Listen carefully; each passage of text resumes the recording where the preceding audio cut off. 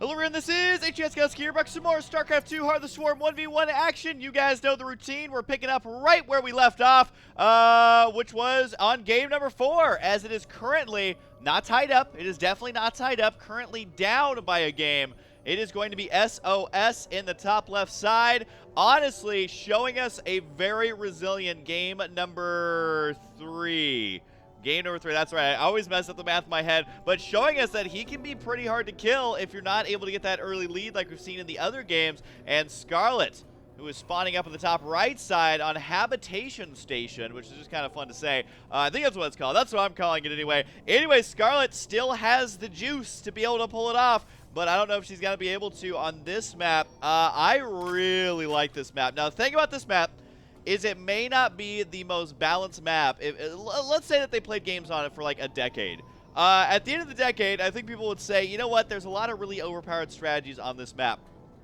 But the thing that I like about this map is it is spicing up the metagame in ways that we honestly haven't seen in a very, very long time. Now, does that mean it's imbalanced? Probably. But does that also mean the players have probably not had enough time to actually practice those strategies to make them completely unbeatable? So basically, it spices up the metagame. It really rewards creative play, which is kind of what Boxer benefited from a long time ago when he first started getting into StarCraft, is that the creativity is what won, not having the absolute best build perfectly executed every single time. We do have the expansion going to be going down. Notice how Scarlett sent the drone down there just to scout if there was a pesky probe, and the probe right here is just going to reveal himself right away. And was that a hatchery first? Yes, it was. Which is going to cue SOS to go ahead and go for the cannon rush. It's completely standard stuff right here. Scarlett, I think, realizes it pretty darn quickly. Indeed, she does. Gonna try and get that drone in there. Oh, that actually blocks. I cannot believe that that actually blocks right now. That drone's not going to be able to do all that much. Does she have to pull off more drones? Most likely will. And the probe can get out. Oh my god, placing the cannon there forces the probe out. Does not let the drone in, also cancels the pylon. Oh my god, what a crazy play there by SOS. And this is what I'm talking about, is this map has lots of crazy strategies, some of them pretty darn good. Notice how he also canceled the pylon there, which does open up that cannon to being attacked here. And we'll see if Lings actually manage to pull that one off or not. But for now, this is going to be 250 minerals plus the probe, which is 300 to kill off a 300 mineral cost hatchery. But you also have to include the drone, so that's going to be 350, and the lost mining time if she has to rebuild it. And right now, the drone over here is got to focus down this probe as well. We could be seeing a double cannon rush, and does actually block the cannon there on the first attempt. We'll see if Scarlett can deal with that second cannon or not. But wow, I cannot believe what we're seeing right here. Are we actually going to be seeing this work out? I honestly have no idea. I don't know if Scarlett can hold this out. This is a very tense moment for everyone involved, including me. Much more stressful for Scarlett, of course. And she is going to try and take these down, but the cannons have continued. Notice the Nexus is already on the way. Ling's going to be running over here as well. Scarlett realizes I need to save this high yield expansion. A second pylon going down to protect those cannons as much as possible. It does look like no, Scarlett can get in there. That's not completely walled in. She might be able to hold this off, and I think she will. The cannon should probably go for the drones here. Decides to go for the Lings. The drones are going to finish the job, though. Timed perfectly there. One last Ling does remain. That drone trying to join in the fun as well. This cannon might actually survive, though. More Lings trying to run over here. The pylon goes down to protect it as much as they possibly can. And this is actually very, very tense. Keep an eye on the hatchery down here. The hatchery actually goes down, and this cannon will eventually go down. So the hatchery itself is not going to die. It does need to cancel it there. But SOS pulling off a phenomenal cannon rush, and honestly, one of the most exciting ones. I mean, normally cannon rushes are like, all right, that was kind of cheesy. But I got to say, that one was at least fun to watch because, again, this map plays out so differently. What is that Zergling doing there, man? He's like the annoying little brother, just trying to join in the fun, but not actually doing anything productive. Now, Scarlett is forced to reconstruct the hatchery down the right side. Now, she does have the high yield expansion. That's something you should definitely give her credit for. Able to hang on to the base that matters most, and did lose a lot of drones, or at least wasn't able to make as many as she would like, because you can see she is at a drone disadvantage. Very rare at this stage of a game. But if we take a look at the income right here, she's actually in the lead on income because of that high yield expansion. That shows you how important those high yield expansions are when the worker count is so low. Now, the real question for me is, Does SOS be very aggressive off of this? Ooh, I like the creep tune right there. That's going to go ahead and save that creep just a little bit. Does she decide, or excuse me, does SOS decide to be super aggressive, or does he try and macro and catch up? Because this high yield expansion is going to give him a lot of trouble as we move forward. Cybernex core not even done yet. We're almost at the 7-minute mark. No Cybernex core, which means delayed Warp Gate. It means delayed Stargate. It means delayed Colossus if you want to try and harass us with Colossus. So what does SOS do from here? I honestly don't know. I don't know, guys. We're just going to have to wait and see, as normally you do not see a cannon rush go on for that long. That was so much money spent on the cannon rush. Is actually going to be throwing down an extractor here. I don't know if throwing the extractor there is actually a good idea. I normally try not to think about their strategies too much, but I'm thinking maybe having the extractor down here is better, because then you have to force your opponent to decide which base to go for. Do you want to delay the minerals, or do you want to delay the gas? As opposed to putting it all, kind of all your biscuits in a barrel. Who puts biscuits in a barrel? I don't know. Putting all your eggs in one basket. There we go. Is kind of what this feels like over here. So Scarlett, the only reason I mentioned that is going to have to really pay attention to the next couple of minutes here, because if SOS is able to delay that in some way, then that is going to give her a lot of trouble. So right now the Zelda over there is just beast moding that tower, just going to be hanging out there. And we still do have the one cannon over here. Scarlett has not been able to spare any larva for that. We do have 15 drones on the way right here. Scarlett, oh, there's going to be the Oracle as well. Scarlett is going to be spotting the Stargate. Now remember, the Stargate actually shows you what unit it is constructing. You can see an Oracle-shaped unit being constructed there. So if she's paying attention, she should know that there is going to be an Oracle on the way. Does have 2 queens over here. Spore Caller goes down at the 3rd. Spore Crawler going down in the main. And I guess technically this is the 3rd down here. No Spore Crawler at the 3rd here, which one queen, I don't know if that's going to be nearly enough, especially the Mothership Core joining in as well. That's going to be a little bit of extra added DPS. Now, Scarlett does have a lot of money incoming right here. 1,800 resources. That should go higher as soon as those drones start to find their mineral patches. It does look like it's going to be going directly into the main base. Spore Crawler here is in range, is going to get a couple of shots off, and that means that the Oracle has wasted a bunch of energy, took a lot of shots to the face as well, and that was a minuscule amount of damage that SOS could have done there. So not the best start here for SOS. I would say that the fact that Scarlett has secured these bases now puts her in a pretty good spot. She's also going to be killing off this cannon relatively soon. We'll see if she decides to go for it, that natural or not. What is this over here? What is in there? What is that? It's kind of a creepy plant. Sorry, this map has so many doodads that I haven't actually seen before. They're kind of cool to look at. The roaches should probably kill off the cannon just to make sure that you can kind of free up that area. Make sure that you're also taking away vision. I mean, these guys, these cannons can see pretty far there, and we'll be able to spot that expansion when it goes down. So right now, though, Scarlett deciding that I'm going to be aggressive. She's saying, you know what, I have enough income right now. The problem is, though, is that she is super supply blocked with no overlords on the way, so her money is going to skyrocket. She just had to dump that into 6 overlords. I don't know if actually being aggressive right now is a good choice, because the thing is that if Scarlett loses these roaches, she's going to have way too much supply, and all that money that she's supposed to be spending. Oh, I don't know. This is making me a little bit nervous for Scarlett. SOS looks to be able to hold this off just fine. Does have 3 more cans on the way. Will most likely cancel those, to be completely honest. I mean, he could let them complete, but these roaches are really just not that big of a threat, especially with the force fields coming up. Scarlett in a lot of trouble. We actually have Tempest on the way.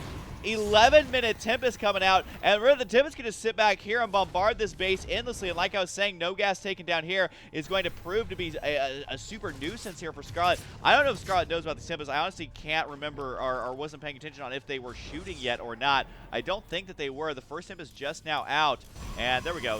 Finally letting me click out. There's going to be the Tempest there, revealing himself. It does look like the Oracle taking a little bit of damage, but overall, Scarlett needs something other than just Hydras. You're never going to catch up to those Tempests. Well, that Tempest right there kind of got... He's a friendly Tempest, man. He's just saying hello to all the neighbors. Not a good idea, though. We do have a Zealot counterattack going to be going over here. And remember, the cannon, it is powered by a pylon, which means you can just warp in just directly into the main base, which is something that Scarlett, I think, kind of overlooked right here. And it's going to be slowly whittled down by these Tempest. Now, Tempest is not something you see very often. I think a Hydra actually got taken out by that cannon as well, which is going to pay for that cannon alone, let alone the base getting taken out. But the Hydra's there just slowly. I mean, it's annoying, but it's slow damage. It's steady damage. And the Roach got trying to run up here. Might be able to unpower all these cannons, trying to force field there to save them. It looks like they will be saved for now. The Roach is unable to do all that much. Scarlett, you can see, just playing very frustrated, trying to figure out how do I deal with Tempest at this stage of the game.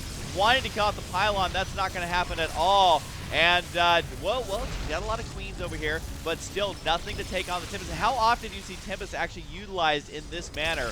Almost never. We do have 14 drones on the way, though. The other hatchery finally going down. How many workers actually got killed off there? I guess not that many. She has powered drones for a long time, then went to Roach Hydra, and is now powering those drones once again. Taking a big risk here by going for those drones, but if she can establish that natural finally, she will be 4 bases to 3. But currently, I mean, you got to remember, it's been 3 on 3. There's going to be the Oracle utilized once again. Remember, if you're using that Revelation ability, you can basically see where that entire army is, so you can keep your Tempest alive very, very well, and that's exactly what we're seeing here. 3 more Tempests going to be on the way, and like I was saying, this high yield expansion, very difficult to defend. The Tempest might actually want to go straight for the gas there. That's exactly what they're going to do, trying to focus that down, as well as a couple of the drones. At the same time, Scarlett really struggling down here on the bottom right side, because you do have the Zealots. Got to be canceling that base out. We have another base on the way for Scarlett, but now's not really the time to mass expand. Now's the time to get some anti-Tempest, which I don't know, is there a unit that is anti-Tempest for Zerg? I mean, Corruptors are the only thing that come to mind. Mass Muta might be able to pull it off, but if you allow a Protoss to get the Sky Toss, basically more than just a couple of Tempests, then you are in a lot of trouble. You can already see the Annie and Pulse Crystals. The Spire is on the way, but if she makes Mutalisk, the Annie and Pulse Crystals is going to be locking her down, so I really don't know what she can do here, because the whole point of this map is that it's very easy to secure the high yield base, very difficult to defend it, which is exactly what we're seeing take place right now. And the Extractor, the drone, actually that drone somehow survives by running inside and tries to survive again.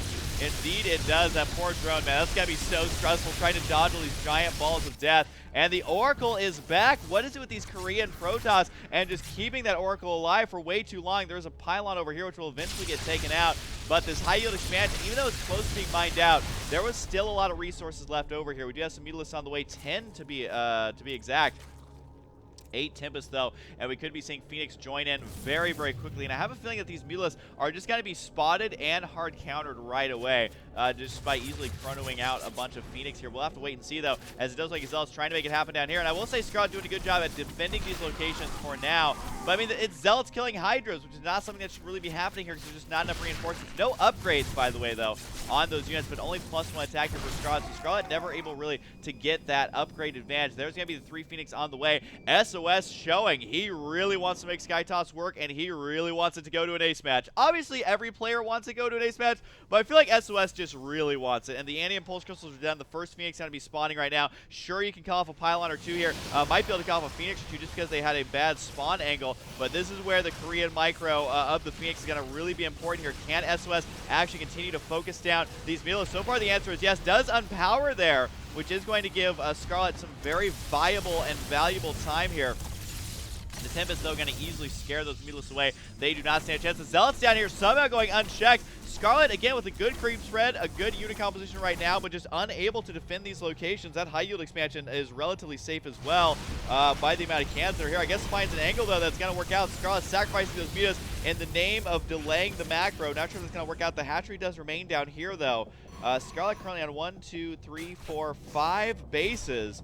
But the DT looking to change that. Got to be taking out one of those bases. No detection in sight. And that means goodbye hatchery. SOS really winning his games by counterattacks. I don't want to say counterattacks alone, but he's using those counterattacks in a way that are keeping him just ahead and getting him further ahead. The Mutalisks are going to try and delay this. Might be able to kill off 1 or 2 of these cannons, and that would be kind of cool. Might be able to delay the expansion here, but the Phoenix going to try and prevent that. No, does force the cancel. Don't really want to kill a pylon there. Not sure if that's really worth it here. Might be able to get a cannon, but overall, Scarlett sure doing some damage, but taking so much damage in doing so. And the Mutalisks really have nowhere to run. They're trying to bait those Phoenix, but I mean, look at the speed. They line up perfectly. And the one Mutalisk right there trying to join it, they just take so much damage. +2 attack on those Phoenix. That is currently at 12 damage, and it attacks twice with every shot. Not looking good for those Mutalisks. I think that Mass Corruptor is going to be the only way to go, but the problem is she's never been able to get mass air control, which means that the Corruptor seems to be countered by Void Rays, and the Void Rays will be protected by everything else here. So not looking good for Scarlett, looking great for SOS. SOS kind of flexing his metal right now. Is that even the correct way to say that? I don't know how. I always mess up these sayings. I always combine like 2 or 3 sayings.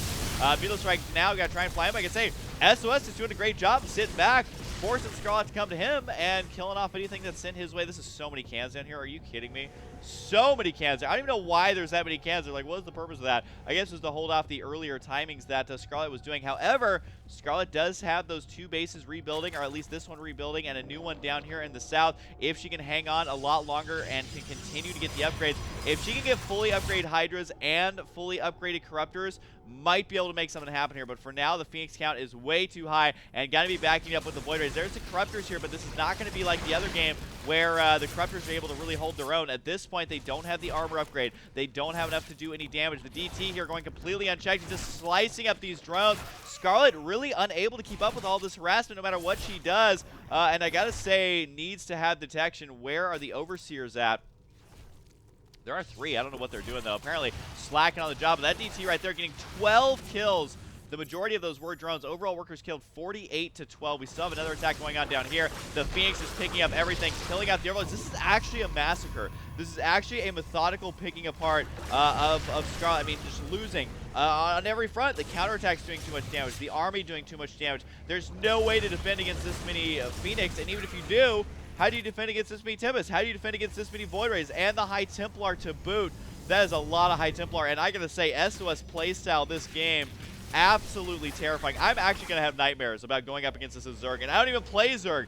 This playstyle for SOS really starting to shine through right now, and honestly showing us that Sky Toss is still relevant. If you're struggling versus Mutalisk or early timings or whatever, this is the way to go. Apparently counter rushing is pretty good as well. And Scarlett, I mean, yeah, sure, able to kill a couple of probes here, but SOS just has her number, and it is 1-800-GOT-PWND. Is that the right amount of... No, that's too many syllables, I think. PWND, I guess you could spell. I don't know.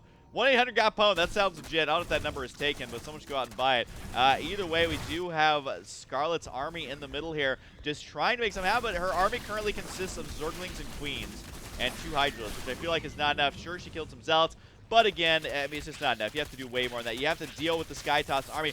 Look at how cost-efficient SOS has been.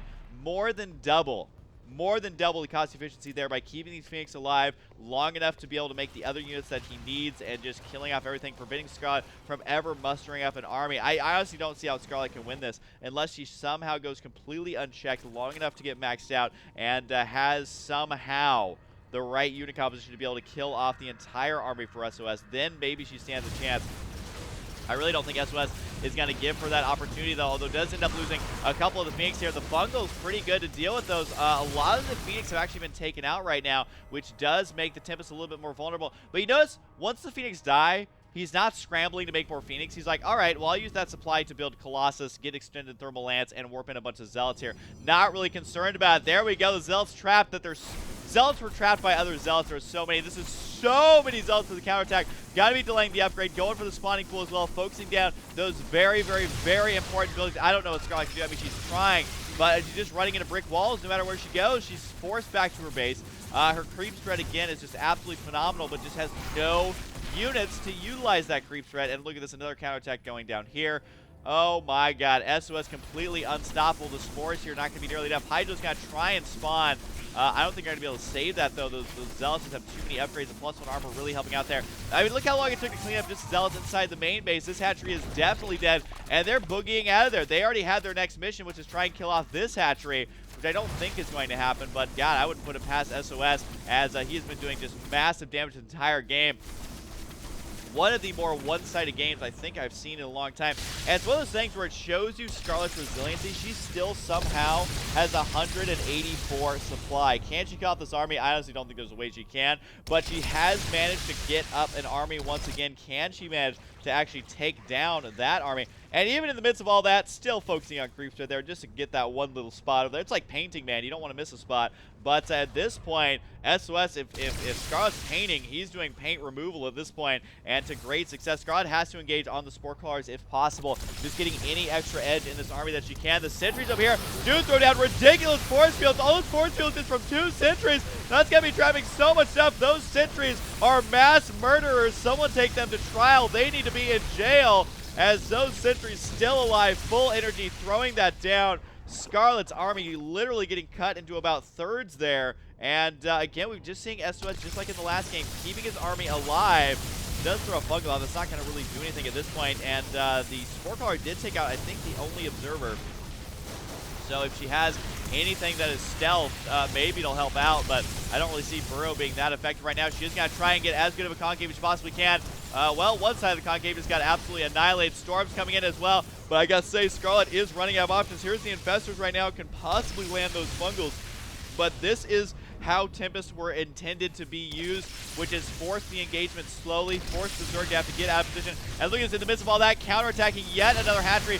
Scarlett trying to get into a good spot, but the Storms, the story of this game is the Storms. Got to be eating up all those, not going to be doing any damage to this army. There's going to be the GG. The army that Protoss is known for, always getting that big death ball. An epic series between these two players. I think every game has been over 20 minutes, at least in-game time, which in real life I think they're a little bit shorter. But overall, one of the most close and one of the longest series I've seen as far as the best 5 is concerned, because usually there's 1 or 2 games in there that are like 1 or 2 minutes. Not 1 or 2 minutes. Okay, that was an exaggeration, but usually there's a couple games that are just way short. But these games have made it to some pretty heavy macro phases, and Scarlett crumbling versus SOS under the pressure. And right now, this series is down to a best of 1. No other game matters whatsoever. I will say SOS is riding that momentum, and as Scarlett, you just can't feel good about losing the last 2 games. So to go up and realize you've only got 1 more chance